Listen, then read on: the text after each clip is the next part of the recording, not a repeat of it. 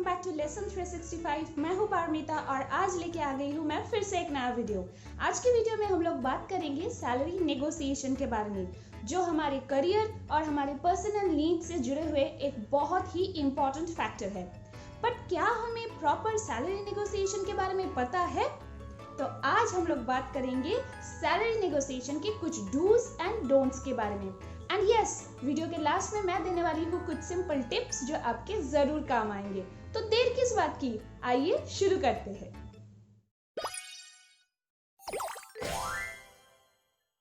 सबसे पहली बात, पूछिए ही मत कि कितना सैलरी मिलेगा। ये क्वेश्चन छोड़ दीजिए इंटरव्यूअर के लिए।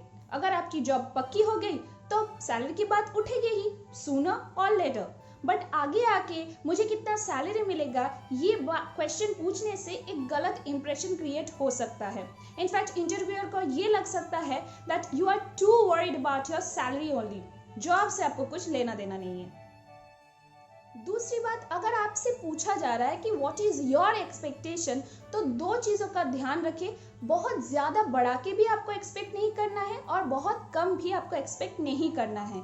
बहुत ज्यादा बोलने से हो सकता है कि कंपनी का उतना बजट ना हो, तो ओवर एक्सपेक्टेशन की वजह से आपको रिजेक्ट किया जा सकता है। और बहुत कम बोलने का मतलब है कि कंपनी को लग सकता है कि आप अपने आप पर ही कॉन्फिडेंट नहीं हो, तो जो मिला उसी से आप खुश। तो बेस्ट ऑप्शन यही है कि सबसे पहले तो खुद के बारे में जानें कि आप खुद कितना कॉन्फिडेंट है, आपका क्वालिफिकेशन, एक्सपीरियंस, ये सब चीज़ें। और इसी के साथ साथ कंपनी के बारे में थोड़ा रिसर्च कीजिए कि उस पोजीशन के लिए कंपनी कितना पे कर सकता है। इसे जानने का एक इजी तरीका है कि गूगल में जाके आप जिस पोजीशन के लिए अप्लाई कर रहे हैं, आपके सिटी में ही दूसरी जो कंपनीज है वो कितना पेमेंट करते हैं उस पोजीशन के लिए, उसके बारे में थोड़ा बहुत आप रिसर्च कीजिए, तो आपको एक आइडिया हो जाएगा कि कितना आपका एक्सपेक्टेशन होना चाहिए। थर्ड पॉइंट दूसरे पॉइंट से थोड़ा रिलेटेड है और जो कि सबसे ज्यादा कॉमन मिस्टेक है, and that is I expect say for 25,000 और I expect 3 lakhs per annum। कभी भी आपको एग्जैक्ट फिगर नहीं बोलना है। अगर आपको अपना बजट ठीक ही करना है तो आपको रिसर्च करना है। अब रिसर्च करने के टाइम पे भी ये चीज़ ध्यान में रखें कि एक सिमिलर पोजीशन के लिए कोलकाता में जितना सैलरी मिलता है, मुंबई में उतना सैलरी नहीं मिलेगा, मुंबई में ज़्यादा मिलेगा। Why? Because cost of living. वैसे ही city to city, company to company सारा सैलरीज वेरी करता रहता है। तो आप जब रिसर्च कर रहे हैं, इसका बेस्ट ऑप्शन यही है कि सिमिलर सिटी में, सिमिलर कंपनी में, सिमिलर पोजीशन पे कितना सैलरी दिया जाता है उसके बारे में पता कीजिए और उसके बाद आप अपना एक एक्सपेक्टेशन सेट कर सकते हैं। लेकिन एग्जैक्ट फिगर कभी मत बोलिएगा। लेकिन फिर भी अगर कंपनी के साइड से बहुत ज़्यादा प्रेशराइज किया जा रहा है, then you can say like कि 20,000 to 30,000 रेंज में मेरी सैलरी होनी चाहिए। ऐसे आप आंसर दे सकते हैं। चौथा पॉइंट है एंग्जाइटी चेक। टू लो या टू हाई कुछ ऑफर मिलने से जो रिएक्शन हम लोग देते हैं, जैसे बहुत कम मुझे कुछ मिल रहा है ऑफर, तो हम लोग मुंह पे ही बोल दिए, आर यू सीरियस, इतना कम पैसे में कौन काम करेगा। और अगर बहुत ज्यादा कुछ मिल रहा है तो ऐसे हम लोग रिएक्शन दे सकते हैं, जैसे कि ओ माय गॉड, 50,000 मतलब महीने का मुझे 50,000 रुपए मिलेगा। नो, इसी में से कोई भी रिएक्शन आपको नहीं देना है। ये चीज ध्यान में रखना है कि इंटरव्यू के दौरान हम लोगों को पीसफुली हर एक सिचुएशन को हैंडल करना है।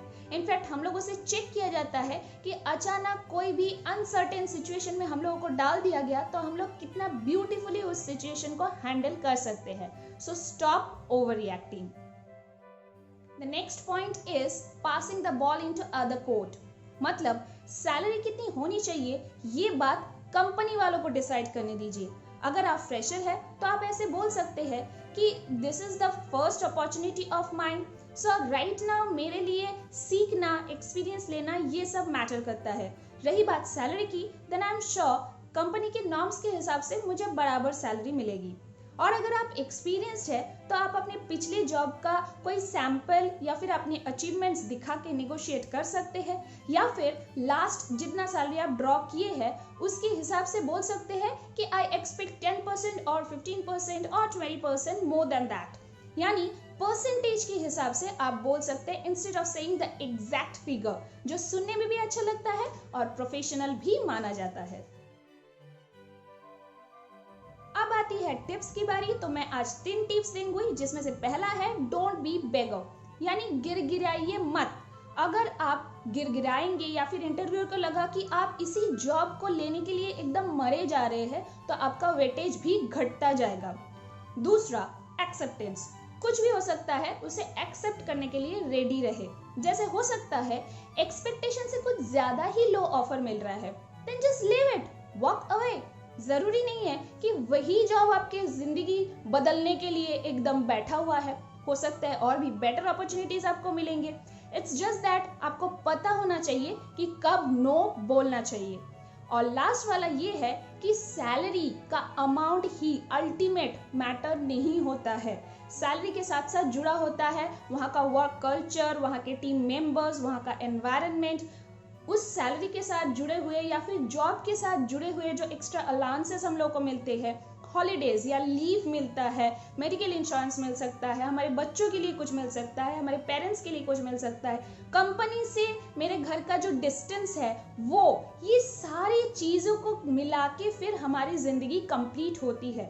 यानी सैलरी का अमाउंट ही अल्टीमेट चीज़ नहीं है, उसके साथ साथ जुड़ा हुआ सारी चीज़ों को कैलकुलेट करने के बाद ही सैलरी नेगोशिएशन प्लान करें।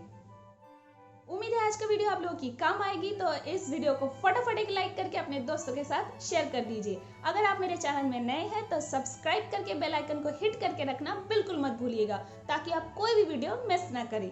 मिलते हैं नेक्स्ट वीडियो में, तब तक के लिए बाय बाय।